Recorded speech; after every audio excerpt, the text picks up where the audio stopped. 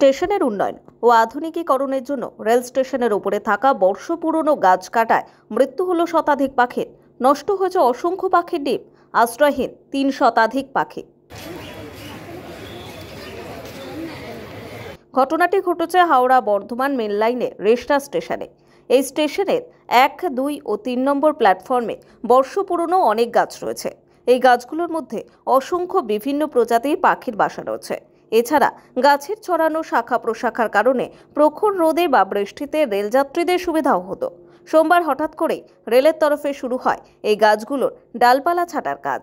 এর ফলে গাছে থাকা পাখির বাসা থেকে অসংখ্য পাখির শাবক প্ল্যাটফর্মের ওপরে পড়ে যায়। রেল স্টেশনে গাছে কোপ, মৃত শতাধিক পাখি, মৃত্যু হয় শতাধিক পাখির শাবকের। এই মর্মান্তিক দৃশ্য দেখে স্থানীয় ও নিত্যযাত্রীদের মধ্যে অসন্তোষ দেখা দেয়। তারা গাছ কাটতে বারণও করে, কিন্তু রেল সেই বারণ কর্ণপাত করেনি।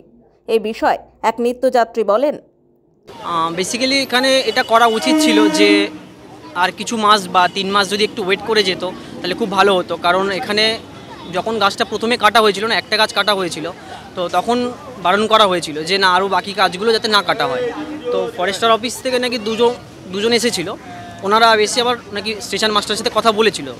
তো সেটা কতটা সত্যি কথা উনি বলেছেন কিনা জানি না, বাট তারপরেও দেখেছি প্রত্যেকটা গাছ কেটে দিয়েছে। কারণ আমরা তো এখানে রেগুলার যাওয়া আসা করি স্টেশনে, তো দেখতে পাই পাখিগুলো খুব ভালো লাগে, চেঁচামেচি করে, তো খুব ভালো লাগে এটা। বাট আমি বলবো এটা এদের জন্য কিছু একটা ব্যবস্থা করা উচিত। কারণ গাছ কাটা আমরা জানি অপরাধ, তারপরেও যখন দেখছে একটা গাছে এতগুলো পাখি একসাথে বিলং করছে, মানে থাকছে, তারপরেও কেন কাটা হচ্ছে? এবং এটা সেন্ট্রাল গভর্নমেন্টের একটা মানে কি বলা যায় একটা জায়গা, তো সেই অনুযায়ী আমার মনে হচ্ছে এটা নিয়ে একটা খুব ভালো নেওয়া উচিত।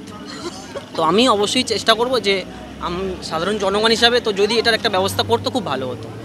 খবর পেয়ে ঘটনাস্থলে আসেন বন দফতরের সদস্যরা। তারা কিছু আহত পাখির শাবক উদ্ধার করে নিয়ে যায়। মঙ্গলবার দিনও রেস্টা স্টেশনে দেখা যায় রেল লাইনের পাশে ছড়িয়ে ছিটিয়ে রয়েছে আহত ও মৃত পাখির শাবক।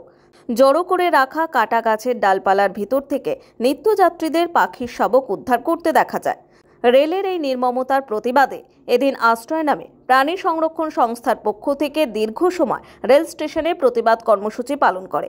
এরপর সংস্থার পক্ষ থেকে স্টেশন মাস্টার দেবাশিস গুপ্তর কাছে এই নিষ্ঠুরতার বিচার চেয়ে স্মারকলিপিও জমা করেন।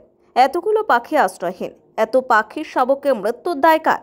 এই প্রসঙ্গে আশ্রয় সংস্থার সম্পাদক গৌতম সরকার বলেন, আমাদের এই হুগলি জেলার রিসরা রেল স্টেশনে এই যে গাছগুলোকে নির্মমভাবে গতকাল রেলের পক্ষ থেকে কেটে দেওয়া হয়েছে। কেন কেটে দেওয়া হয়েছে তার কোনো সদুত্তর আমরা এখনও পেলাম না। আমরা এক্ষুনি স্টেশন মাস্টার মশাইয়ের ঘর থেকে বেরোলাম, কিন্তু আমরা জানি না এই গাছগুলো কেন এভাবে কাটা হলো। কিন্তু গাছগুলো কাটার ফলে কি হলো, এই গাছে অন্তত 100-3 পানকৌড়ি এবং অন্যান্য পাখি থাকতো, যে পাখিগুলো বেঘর হলো।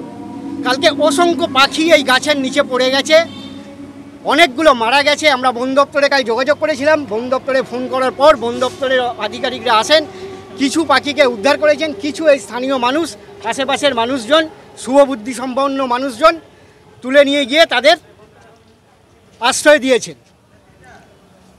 কিন্তু রেল এরকম একটা নির্মম কাণ্ড ঘটানোর পরেও কোনো দায়িত্ব নেয়নি ওই পাখিগুলোর জন্য, ওই পাখিগুলোর প্রতি কোনো সহমর্মিতা দেখায়নি।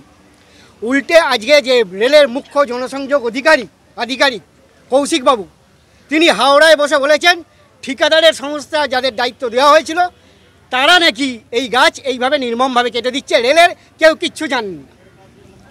তো আমাদের প্রশ্ন, ঠিকাদারকে দায়িত্ব দিয়েই রেলের দায়িত্ব শেষ হয়ে যাবে? রেলের কোনো সুপারভাইজার ছিল না এখানে গাছ কাটার সময়? কেন ছিল না? না থাকার দায়িত্ব কার? এই যে এত গাছ এভাবে নির্মমভাবে কাটা হলো, রেল দেখতে পেল না? গাছ কাটা কেন আটকানো গেল না? আমরা দাবি করেছি আজকে স্টেশন মাস্টার মশাইয়ের কাছে, আমাদের ডিআরএম এর কাছে এবং স্থানীয় বিধায়ক ও সাংসদ এবং পৌরসভার কাছে আমরা দাবি জানাবো, এইভাবে গাছ যারা কাটলো, যাদের অপদার্থতায় কাটা হলো, ঠিকাদার সংস্থা যে লোভের কারণে এই গাছ কাটলো, তাদের বিরুদ্ধে এফআইআর করতে হবে, তাদের বিরুদ্ধে মামলা রুজু করতে হবে।